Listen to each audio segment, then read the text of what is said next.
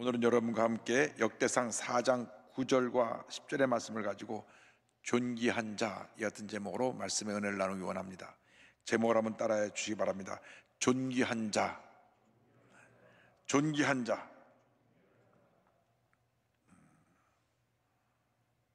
사람은 생각하는 존재입니다. 생각하기 때문에 사람이 존재하는 것입니다. 어떤 문제 어려움이 다가와도 밝은 면만을 바라보고 긍정적으로 생각하는 사람은 문제를 적극적으로 대처하고 잘 해결해 나감으로써 궁극적으로 그 삶이 잘 되고 형통하게 될 것입니다.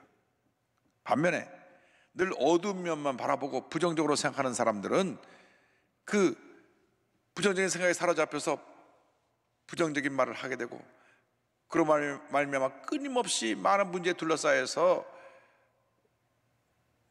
문제 어려움 속에 갇혀 살다가 결국 좌절하고 실패하는 인생을 살게 될 것입니다. 선택은 여러분의 것입니다. 내가 긍정적인 삶을 살 것이냐, 부정적인 삶을 살 것이냐, 긍정적인 선택을 할 것이냐, 부정적인 선택을 할 것이냐, 우리가 매 순간순간 결단해야 됩니다. 예수 믿는 사람들은 절대 긍정, 절대 감사로 무장해서 약속의 말씀을 붙잡고 오직 믿음으로 전진 또 전진해 나가야 하는 것입니다. 어떤 경우에도 부정적인 생각과 부정적인 말을 통하여 그것에 사로잡힌 일이 없게 되기를 주님의 이름으로 축원합니다. 수많은 사람들이 과거의 어두운 그림자에서 벗어나지 못하고 부정적인 생각에 사로잡혀 살아가고 있습니다. 그러니 그 삶 자체가 절망이고 고통이고 괴로움입니다. 성경은 분명하고 확실하게 우리에게 말씀해 주고 있습니다. 고린도후서 5장 17절입니다. 그런즉 누구든지 그리스도 안에 있으면 새로운 피조물이라, 이전 것은 지나갔으니 보라 새 것이 되었도다. 성경은 말씀합니다. 이전 것은 지나갔으니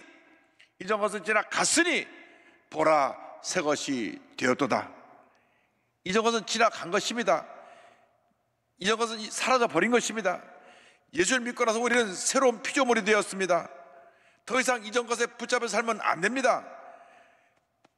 변화된 나의 모습을 바라보고 하나님이 사랑하시고 귀여 계시는 내 모습을 바라보고 우리에게 펼쳐진 축복의 내를 향하여 믿음으로 전진 또 전진해 나가는 여러분 모두가 되기를 주님의 이름으로 축원합니다.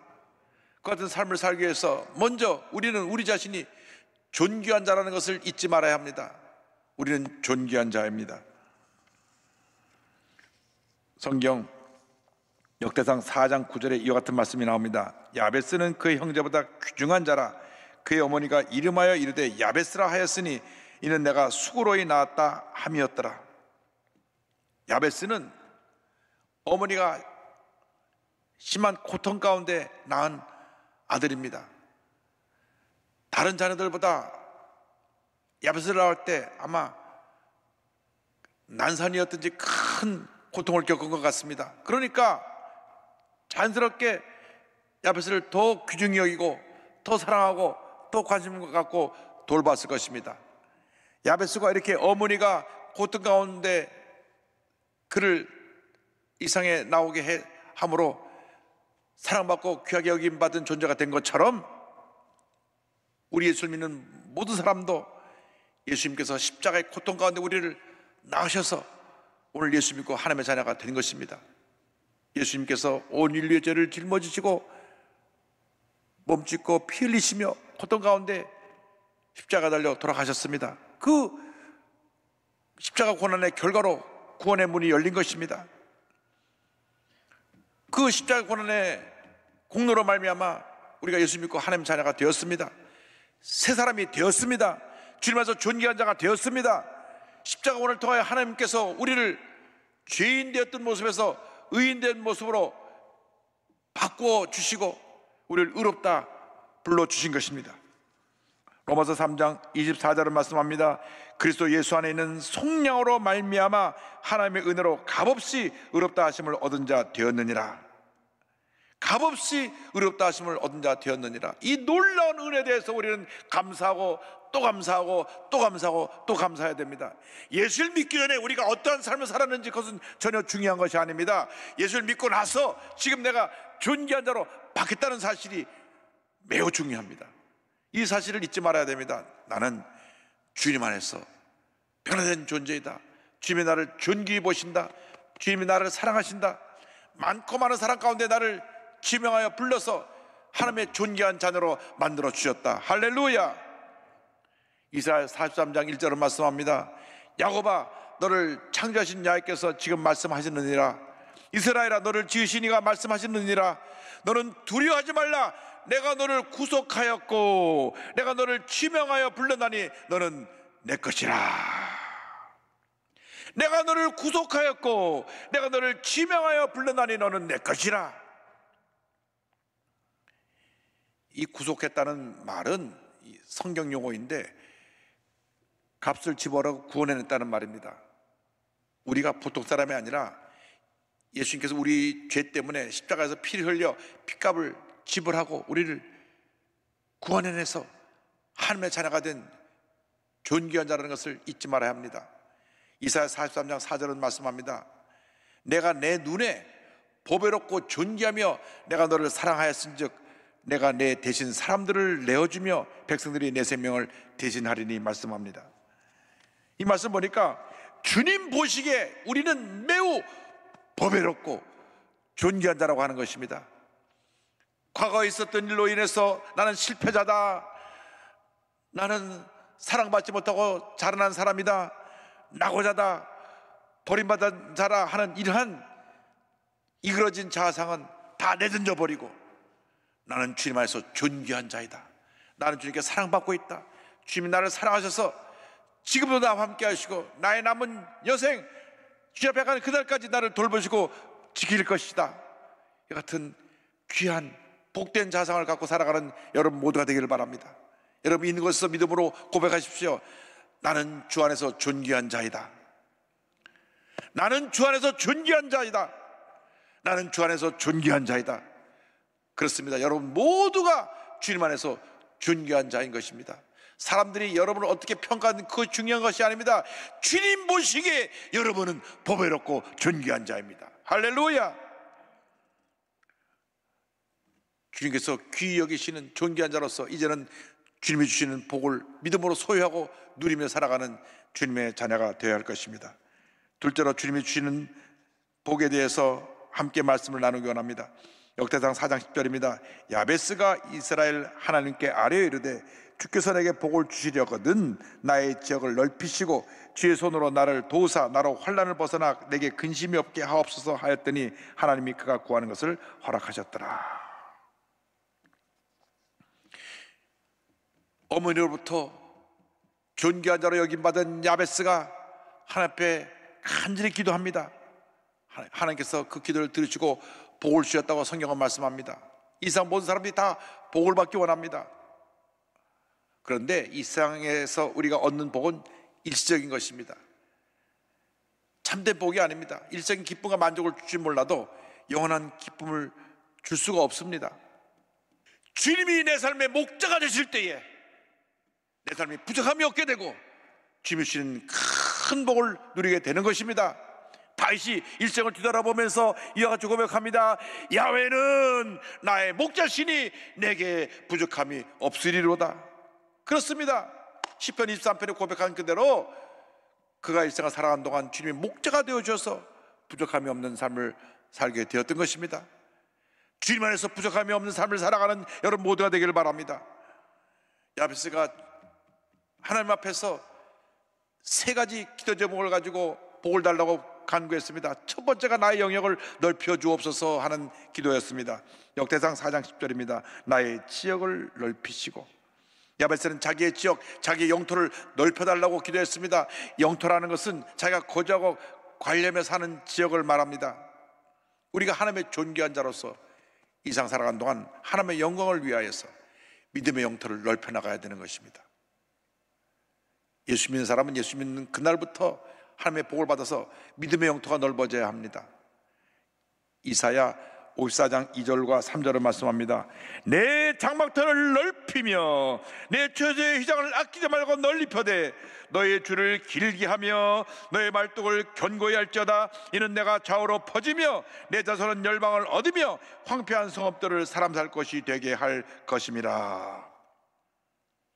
여러분 모두가 믿음의 영역을 넓혀서 선한 영역을 수많은 사람들에게 전파하는 복된 하나님의 자녀들이 다 되기를 바랍니다. 고통 중에 살아가고 있는 사람들에게 예수의 사랑을 전해야 됩니다.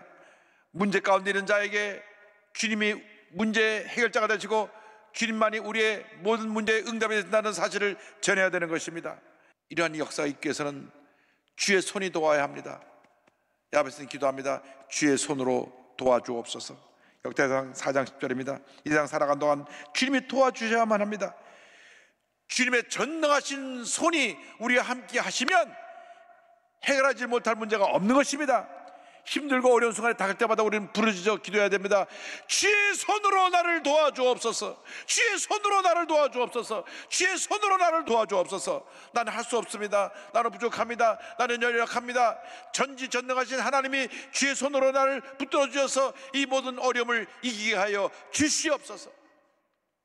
이사야 41장 10절을 말씀합니다. 두려워하지 말라. 내가 너와 함께함이라. 놀라지 말라. 나는 내 하나님이 됨이라. 내가 너를 굳세게 하리라. 참으로 너를 도와주리라. 참으로 나의 의로운 오른손으로 너를 붙들리라. 나의 의로운 오른손으로 너를 붙들리라. 주님의 권능의 손으로 나를 붙들어 주셔서 나를 모든 절망에서 건져주시고 문제에서 노예남 받게 하시고 질병에서 고침받게 하시고 주님의 평안함이 넘쳐나게 하여 주시옵소서. 믿음으로 기도할 때 기적이 일어날 것입니다. 여러분이 있는 그 자리가 기적의 자리가 될 것입니다. 시편 89편 21절을 말씀합니다. 내 손이 그와 함께하여 견고하게 하고 내 팔이 그를 힘있게 하리로다. 할렐루야. 그 은혜가 우리 모두에게 임하게 하여 주시옵소서. 모세가 이스라엘 백성을 데리고 광야길을 갈 때 그들은 입만 열면 불평했습니다. 불평하고 또 불평하고 또 불평했습니다. 민수기는 어떻게 보면 이스라엘 백성들의 불평이 하도 많이 뒤덮여서 불평기라 이렇게 별명이 붙을 정도로 사사건건 그들이 불평하는 모습이 기록되어 있습니다. 물이 없다고 불평하고, 그래서 바에서 물이 나오게 해주시니까 그 다음에 또 먹을 것이 없다고 불평하고, 그래서 만나를 내려주시니까 만나가 없고 만족하지 않는다고 고기 먹고 싶다고 불평을 합니다. 너무 불평하니까 모세가 마음이 상했습니다. 하나님께서 그 모습을 보시고 내가 한 달 동안 아주 너희들이 다시는 고기 타령하지 않겠고 실컷 고기를 먹게 해주겠다 말씀하시니까 모세가 하나님 그게 가능이나 합니까? 여기 출애굽한 이스라엘 백성이 남자로만 60만 명 다 합해서 200만 명은 그 많은 군중이 어떻게 그들을 먹을 수 있겠습니까? 민수기 11장 22절입니다. 그들을 위하여 양떼와 소떼를 잡은들 조카오며 바다의 모든 고기를 모은들 조카오리까? 그때 하나님께서 말씀하십니다. 민수기 11장 23절입니다. 야훼께서 모세에게 이르시되 야훼의 손이 짧으냐? 내가 이제 내 말이 내게 응하는 여부를 보리라. 우리가 염려하고 근심하고 주 앞에 원망하고 불평할 때 주님 말씀하십니다. 나의 손이 짧으냐? 나의 권능의 손이 짧아졌느냐? 내 말이 응답되는 것을 너희들이 보리라. 절대로 여러분이 믿음이 약해져서 원망하고 불평하지 않게 되기를 바랍니다. 주님 말씀하십니다. 내 손이 짧아졌느냐? 내 권능의 손이 짧아졌느냐? 나만 믿고 의지하고 바라보고 믿음으로 전진하라. 주님 말씀하십니다. 주님이 함께 하시면 불가능이 없습니다. 주의 손이 우리를 붙들어 주시면 모든 절망을 이기고 슬픔을 이기고 문제를 이기고 질병을 이기고 승리의 삶을 살아갈 수가 있습니다. 언제나 주의 도움을 힘입어 승리의 삶을 살아가는 여러분 모두가 되기를 바랍니다. 그러고 나서 야베스가 세 번째 이렇게 기도합니다.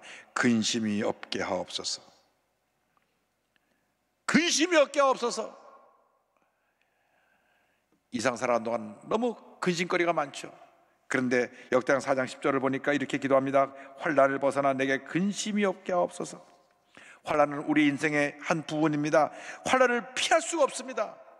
그러니까 환난을 속히 벗어나는 것이 은혜요 축복입니다. 그래서 환난을 벗어나 근심이 없게 하여 주옵소서. 여러분 주 앞에 기도해야 됩니다. 환난을 속히 벗어나게 하여 주옵소서. 이 질병에서 속히 벗어나게 하여 주옵소서. 이 문제에서 속히 벗어나게 하여 주옵소서. 주님 안에서 참된 평안과 자유함을 누리게 하여 주시옵소서. 나타난 예수 그리스도의 이름을 명하노니 염려가 지고 좀 따라갈지어다. 문제는 물러갈지어다. 주 앞에 부르짖어 기도해야 됩니다. 시편 50편 15절입니다. 환난 날에 나를 부르라. 내가 너를 건지리니 내가 나를 영화롭게 하리로다. 시편 55편 22절에 놀라운 축복의 말씀이 있습니다. 내 집을 야훼께 맡기라. 그가 너를 붙드시고 의인의 요동함을 영원히 허락하지 아니하시리로다. 내 집을 주님께 맡기라. 맡기라고 말씀합니다. 맡기는 것이 믿음입니다. 맡기는 것이 신앙입니다. 전적으로 맡기는 사람이 바로 큰 믿음의 사람들입니다. 믿음이 약한 사람들은 맡기지 못하고 늘 염려하고 걱정하고 본인 스스로 그 짐을 짊어지고 삽니다. 여러분 주님의 존귀한 자로서 다 맡기시기 바랍니다. 큰 믿음의 사람에 대해서 염려, 근심, 걱정 다 맡기고 여러분의 고통과 괴로움, 질병까지 다 맡기고 믿음으로 나아가기를 주님의 이름으로 축원합니다. 세상을 이기신 예수님께서 우리와 함께하고 계십니다. 예수님께서 우리에게 말씀하셨습니다. 요한복음 16장 33절입니다. 이것을 너에게 이르는 것은 너희로 내 안에서 평안을 누리게 하려 함이라. 세상에서는 너희가 환난을 당하나 담대하라. 내가 세상을 이기었노라. 담대하라. 내가 세상을 이기었노라. 담대하라. 내가 세상을 이기었노라. 할렐루야. 환난을 당하지 않아야 한다고 말씀하지 않았고 환난을 당하지만 담대하라. 세상을 이긴 내가 너와 함께하느니라. 할렐루야. 환난 중에 기도하고 감사하고 주님을 찬양하시기 바랍니다.